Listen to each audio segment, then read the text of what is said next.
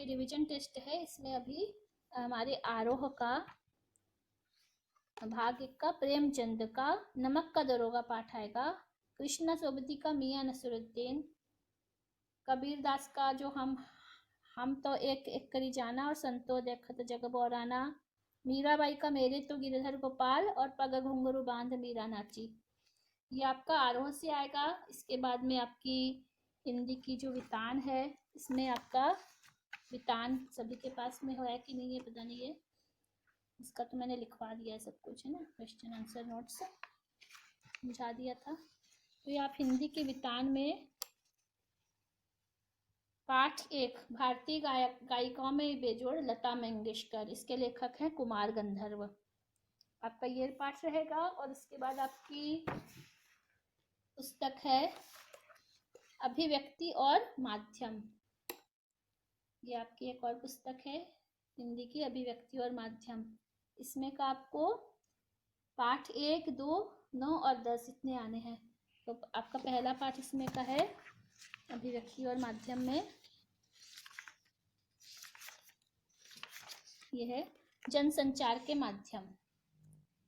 ठीक है, तो इसको भी मैं आपको एक वीडियो में, जिसके पास बुक नहीं होगी, पूरा बता दूंगी कल तक। फिर पार्ट 2 है पत्रकारिता के विभिन्न आयाम। फिर आपका पाठ 9 डायरी लिखने की कला। और पाठ 10 है कथा पटकथा। इसकी पूरी एक बार रीडिंग लगा करके इनको, संचार के माध्यम है। इसमें संचार मतलब है कम्युनिकेशन, कम्युनिकेशन के माध्यम के बारे में आपको रहेगा। इसकी परिभाषा क्या है कम्युनिकेशन संचार की, इसके स्रोत क्या है, कौन कौन से माध्यम है, कौन कौन से प्रकार है संचार के, संचार की जनसंचार की क्या विशेषताएं हैं, इनका कार्य क्या है, सूचना देना, शिक्षित करना, मनोरंजन करना, एजेंडा तय करना, निगरानी करना, विचार विमर्श के मंच। कितने प्रकार के होते हैं संचार, सांकेतिक, मौखिक और अमौखिक संचार, अंतःवैयक्तिक संचार, अंतर्वैयक्तिक संचार, समूह संचार और जनसंचार। ठीक है, संचार मतलब कम्युनिकेशन करना, दो या दो से अधिक व्यक्तियों के बीच में जो हम आदान प्रदान किसी भी सूचनाओं का या भावनाओं का जो भी है ना आदान प्रदान करते हैं, वो संकेतों से भी हो सकता है और चित्र के माध्यम से भी हो सकता है और लिखित भी हो सकता है और इशारों से भी हो सकता है। तो ये सारे संचार में आते हैं। अब इसमें बहुत सारे आपके आजकल तो संचार इतना ज़्यादा हो गया है, जनसंचार मोबाइल वगैरह से सबसे होता है, तो न्यूज़पेपर, मोबाइल, ये सारे भी संचार के साधन है। जनसंचार के माध्यमों का विकास देखो, सबसे पहले समाचार पत्र पत्रिकाएं, ये सारे जो है ना लिखित संचार के साधन है। रेडियो हमारा मौखिक है, टेलीविज़न दृश्य है, श्रव्य और दृश्य दोनों में आएगा, सिनेमा श्रव्य दृश्य है, इंटरनेट श्रव्य दृश्य भी है और इसमें हम अपना कुछ मैसेज सेंड भी कर सकते हैं, भेज भी सकते हैं। ठीक है, जनसंचार के माध्यमों का हमारे ऊपर क्या प्रभाव पड़ता है, समाज में इससे कितना जनसंचार के द्वारा क्रांति भी हो सकती है और परिवर्तन भी हो जाता है। तो पूरा ये पाठ आपको समझ लीजिए, लगाओ रीडिंग में, इसको पढ़ लो एक बार पूरा यहाँ से, जिनके पास बुक नहीं हो समझ लेंगे। मीडिया जब तक जनता के साथ लेकर नहीं चलेगी तब तक, जनता को साथ लेकर, अच्छी से आराम से पढ़ो, सही सही, जनता को साथ लेकर नहीं चलेगी तब तक जनता भी उसका साथ नहीं देगी। एक नजर में, संचार के बिना जीवन संभव नहीं है। मानव सभ्यता के विकास में संचार की सबसे महत्वपूर्ण भूमिका रही है। संचार, जो कठिन वर्ड लगेगा वो पूछना है ना। संचार दो या दो से अधिक व्यक्तियों के बीच में सूचना, विचारों और भावना का आदान प्रदान है। भावनाओं का आदान प्रदान, संचार की परिभाषा हो गई ना। संचार क्या है, संचार दो या दो से अधिक व्यक्तियों के बीच में सूचनाओं, विचारों और भावनाओं का आदान प्रदान है। तो क्या है संचार, सूचना और विचारों और भावनाओं का आदान प्रदान है। यहाँ से पढ़ना है। संचार के कई प्रकार हैं जिनमें मौखिक और अमौखिक के अतिरिक्त अंतःवैयक्तिक, अंतर्वैयक्तिक और समूह संचार। संचार जो होता है इसके बिना जीवन संभव नहीं है। मनुष्य की सभ्यता के विकास में संचार की बहुत अधिक भूमिका रही है, महत्वपूर्ण भूमिका रही है। संचार किसे कहते हैं? जब दो या दो से अधिक लोग आपस में सूचनाओं के, विचारों के और भावनाओं के आदान प्रदान करते हैं। मतलब संचार होने के लिए दो लोगों का होना जरूरी है। संचार मतलब एक व्यक्ति से दूसरे व्यक्ति में कोई चीज जाना, विचार या भावनाओं का आदान प्रदान होना। तो संचार एक ऐसी प्रक्रिया है जिसमें बहुत सारे तत्व होते हैं, है ना। संचार के जो तत्व है इसमें ये है ना, स्रोत, एनकोडिंग, संदेश के माध्यम, प्राप्तकर्ता, फीडबैक, शोर। मतलब कोई एक माध्यम होना चाहिए, स्रोत होना चाहिए संचार का, कि संचार किस माध्यम से हो रहा है। स्रोत यानी माध्यम, एनकोडिंग होना यानी कोई भाषा होती है जो दोनों को आनी चाहिए। जैसे मैंने कुछ आपको बताया किसी लैंग्वेज में, हिंदी में, या और अगले को हिंदी नहीं आ रही है तो संचार नहीं हो पाएगा। मतलब देने वाले को और जो ले रहा है, संचार प्राप्त कर रहा है, दोनों को वो भाषा आनी चाहिए। फिर संदेश, दोनों को भाषा आ रही है लेकिन जब तक संदेश जाएगा नहीं, कहाँ से पहुँचेगा? वो संदेश भी होना चाहिए, एक माध्यम होना चाहिए उस संदेश का। फिर उसको प्राप्त करने वाला भी होना चाहिए। फिर फीडबैक यानी जो प्राप्त कर रहा है उसको समझ में आ रहा है कि नहीं आ रहा है, वो उसको अच्छा लगा, बुरा लगा, उसके दिमाग में गया या नहीं। मान लो उसने सुना ही नहीं तो फिर क्या संचार हो पाया? यहाँ से इसने भेजा पर वहाँ अगले व्यक्ति ने, जिसने प्राप्त करता है, उसने प्राप्त नहीं किया। और शोर यानी किसी प्रकार की आवाज़ भी होती है संचार में। जैसे हम बोल रहे हैं तो एक आवाज़ आ रही है, साउंड आ रही है, लेकिन जो हमारा ये वाले संचार होते हैं ना, इशारों से किए वाले, उसमें आवाज़ नहीं आती है। लेकिन फिर भी कुछ एक बीच में गैप होता है। वो इशारे, हम अगर बीच में कोई अवरोध आ गया तो अगला व्यक्ति उस इशारों को देख नहीं पाएगा। मतलब कुछ प्रकार का हल्ला गुल्ला, कुछ एक्टिविटी होना जरूरी है। अगर एक्टिविटी ही नहीं हो रही है कोई तो फिर इसका मतलब संचार नहीं हो रहा है। चाहे वो शारीरिक एक्टिविटी है या वॉइस है या आवाज़ आ रही है या कोई और एक्टिविटी है जिससे संचार हो रहा है। संचार के बहुत सारे प्रकार हैं जिसमें मौखिक और अमौखिक संचार होते हैं। संचार के मुख्य तो दो प्रकार है, एक मौखिक संचार और एक अमौखिक संचार, जो बोल करके करते हैं। और अमौखिक यानी जो बोलते नहीं हैं, जो हम मुंह से नहीं बोलते हैं, इशारों आदि के द्वारा जो करते हैं। इसके अतिरिक्त तो और भी संचार के बहुत सारे प्रकार है। संकेतों आदि से जो बोलते हैं ना, वो अमौखिक हो गया। अमौखिक संचार अपने हाव भाव, किसी को कोई प्रसन्न हो गया, वो नाराज हो गया, ये सारे अमौखिक है। समझ में आ रहा है उसको देख के कि वो नाराज है, उसने संकेत भी नहीं किया है लेकिन अमौखिक रूप से उसने बता दिया। हाँ, क्या कोई चीज रिटर्न में भेजना, वो तो लिखित हो गया। अंतर्वैयक्तिक और अंतःवैयक्तिक। अब यहाँ पे दो प्रकार के और संचार है। समूह संचार, जो हम एक ग्रुप में करते हैं, क्लास में बैठ करके जो संचार हो रहा है, या किसी पंचायत में मीटिंग चल रही है, बैठक चल रही है, वो सारा समूह संचार हो गया। जन संचार आजकल जो सबसे प्रमुख है, मास कम्युनिकेशन जिसको बोलते हैं ना, टेलीविज़न, रेडियो और इंटरनेट, और किससे होता है?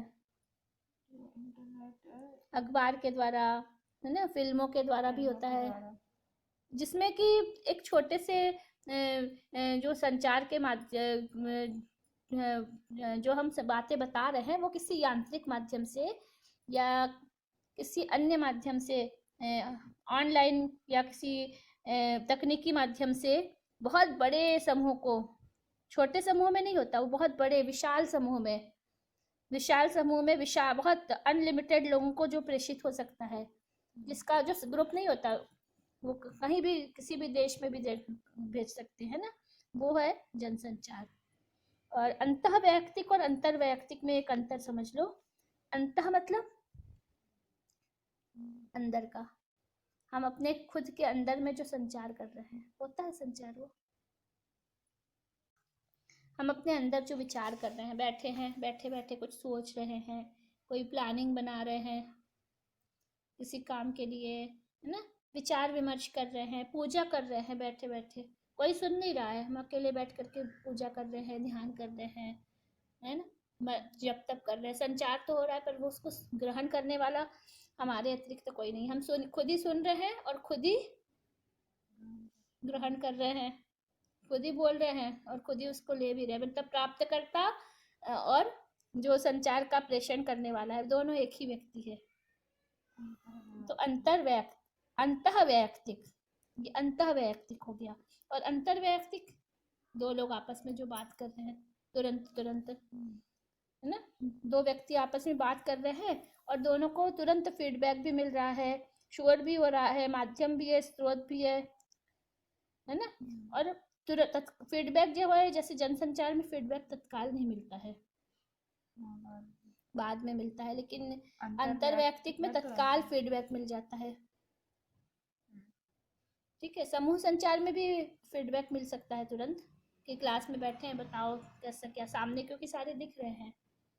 लेकिन जनसंचार में तत्काल कभी कभी नहीं होता, पेपर पढ़ा या इंटरनेट पे हमने या यूट्यूब पे या कहीं पे भी कुछ डाला है, और उसको लोग जब देखेंगे तब उसका फीडबैक देंगे, तो इसमें समय लगता है, तत्काल फीडबैक नहीं होता। तो ये अंतः वैयक्तिक और अंतर वैयक्तिक समझ में आ गया ना, है ना, बहुत अच्छी तरह से। और समूह संचार मतलब एक ग्रुप में बताना, ग्रुप में सभी चीजों को बताना। और जनसंचार जो जनरल है ना, जो रेडियो, टीवी, समाचार पत्र, सिनेमा आदि, इंटरनेट आदि, ये जनसंचार हो गया। ठीक है, जनसंचार में कई मामलों में संचार के बहुत सारे रूपों से अलग है। जनसंचार सूचना, शिक्षा, मनोरंजन के अलावा एजेंडा तय करने का, मतलब कोई क्या एजेंडा होगा। भारत में जनसंचार के माध्यमों का बहुत अधिक प्रभाव है, लोगों पे सकारात्मकता के साथ में नकारात्मकता भी हो रही है। इन नकारात्मक प्रभावों के प्रति लोगों का सचेत होना बहुत अधिक जरूरी है। चलो फटाफट पढ़ो यहाँ से, 5 मिनट में। संचार परिभाषा और महत्व। आधे का बाद में करेंगे। जरा सोचिए, क्या आप बिना बात किए रह सकते हैं? शायद नहीं। अकेलेपन और सोने के समय को छोड़ दिया जाए तो आप अधिकांश समय अपनी छोटी छोटी ज़रूरतों को पूरा करने या अपनी भावनाओं और विचारों को प्रकट करने के लिए एक दूसरे से या समूह में बातचीत या संचार करने में लगा देते हैं। यह तक कि कई बार हम अकेले में खुद से बातें करने लगते हैं। सच तो यह है कि हम बिना बात किए रह ही नहीं सकते। यदि समाज में रहना है और उनके विभिन्न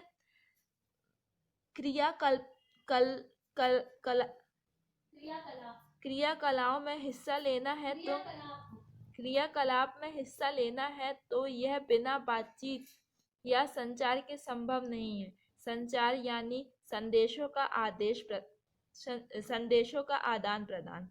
जरा सोचिए कि क्या आप चुप रह सकते हैं? पहली बात तो यह है कि आप बहुत देर तक चुप नहीं रह सकते, लेकिन अगर आप चुप रहना भी चाहें तो क्या आप चुप रहते हुए भी कुछ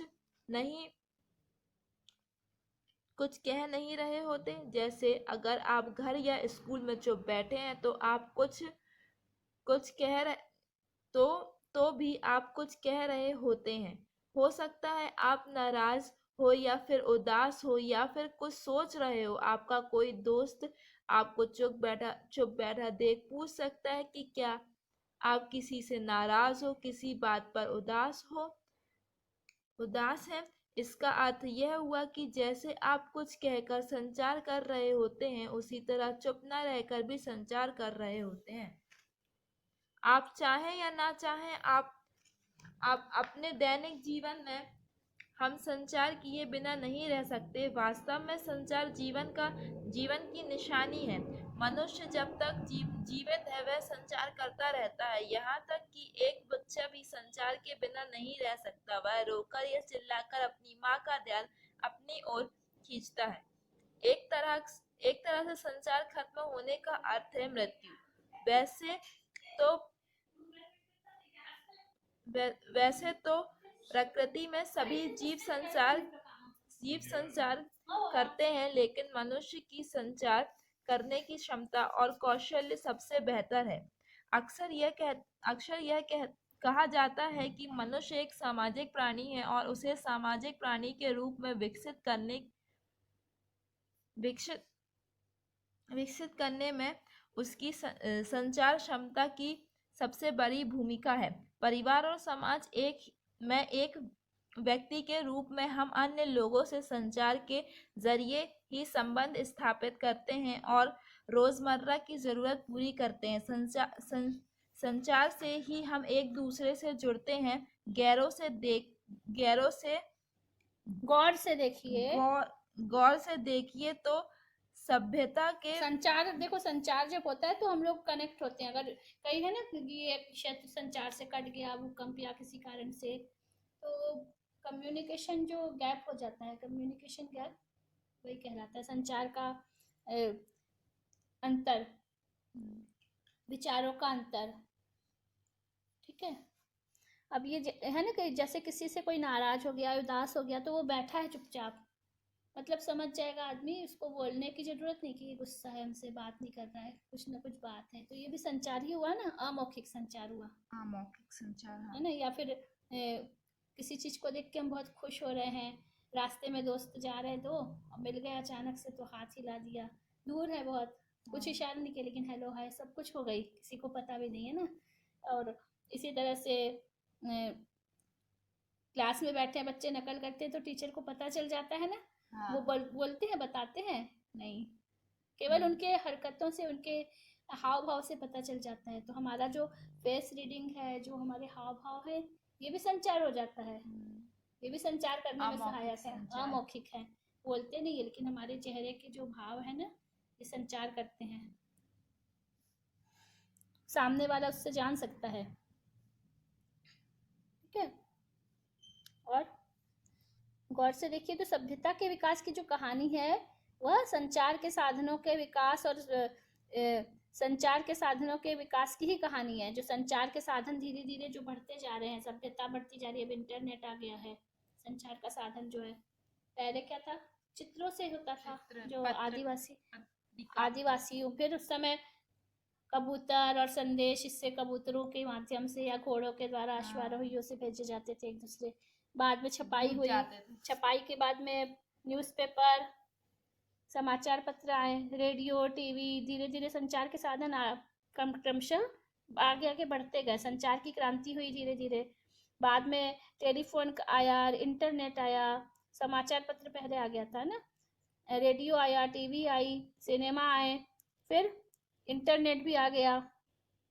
इसके पहले फैक्स था।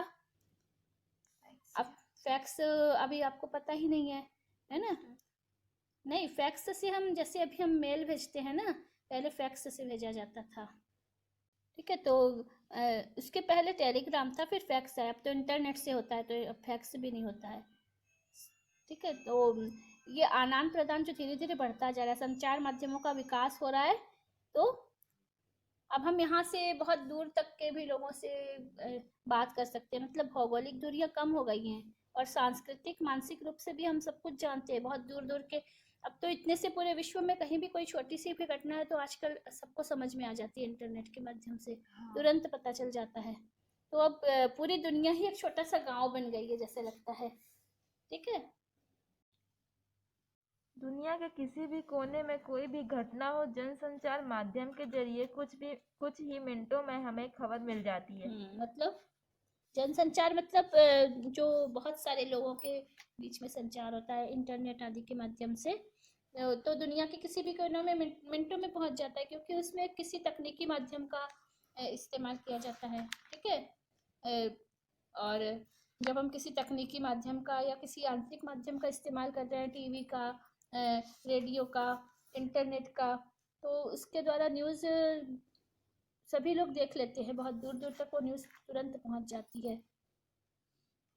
अगर वह किसी टेलीविजन समाचार चैनल का संवाददाता मौजूद हो तो हम वहां की तस्वीरें भी तुरंत हाँ, देखने को मिल जाती हैं। तुरंत लाइव टेलीकास्ट हो जाता है।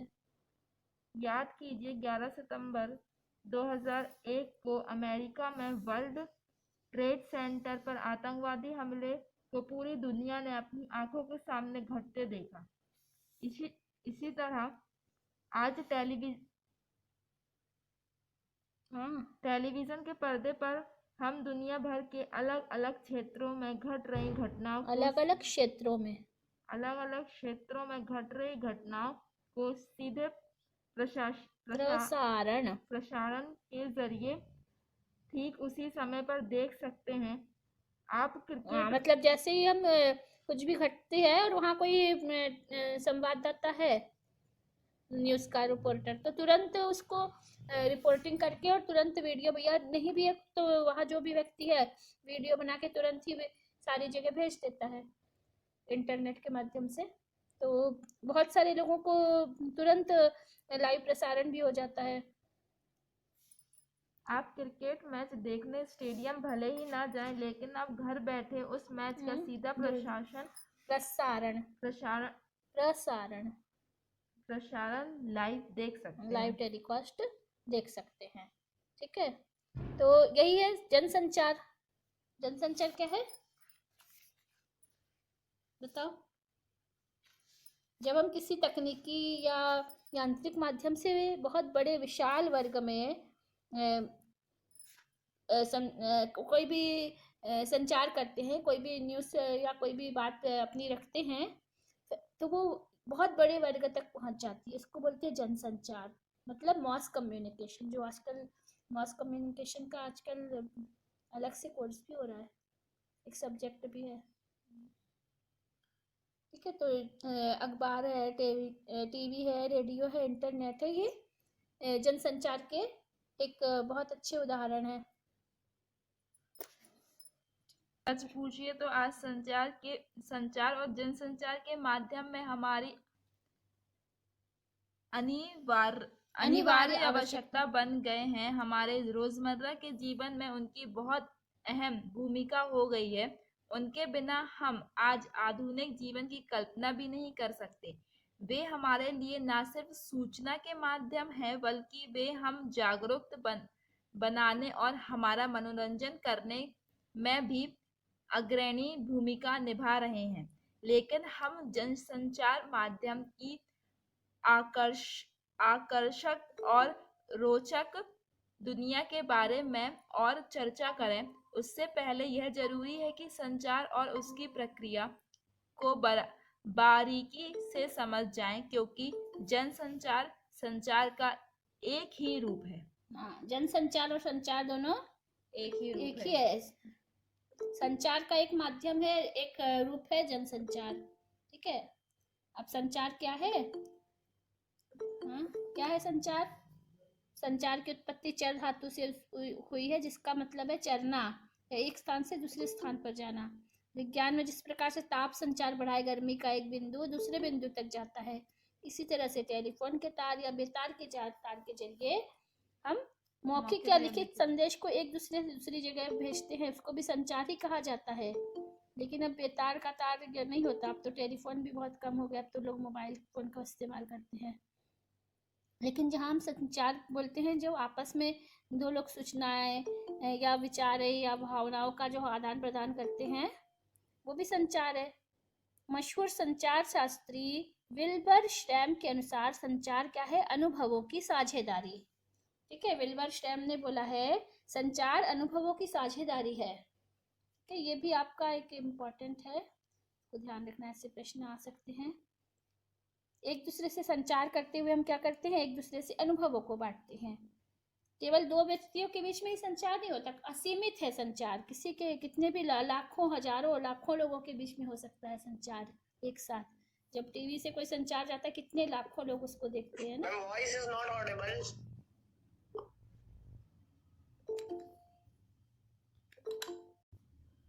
हम सूचनाओं और भावनाओं का लिखित, मौखिक, दृश्य, श्रव्य सभी माध्यमों के जरिए एक से दूसरी जगह पहुंचा सकते हैं। इस प्रक्रिया को अंजाम देने करने वाले तरीके को संचार माध्यम कहा जाता है। ठीक है,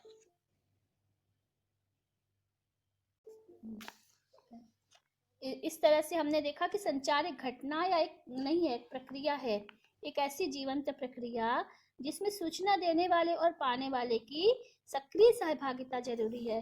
दोनों की सक्रिय भागीदारी हो तो यह प्रक्रिया पूरी हो जाती है। केवल जरूरी नहीं कि कोई सूचना दे रहा है लेकिन अगला उसको ग्रहण नहीं कर रहा, हम पहले कमरे में बात कर रहे हैं तो क्या होता है, वो संचार नहीं है।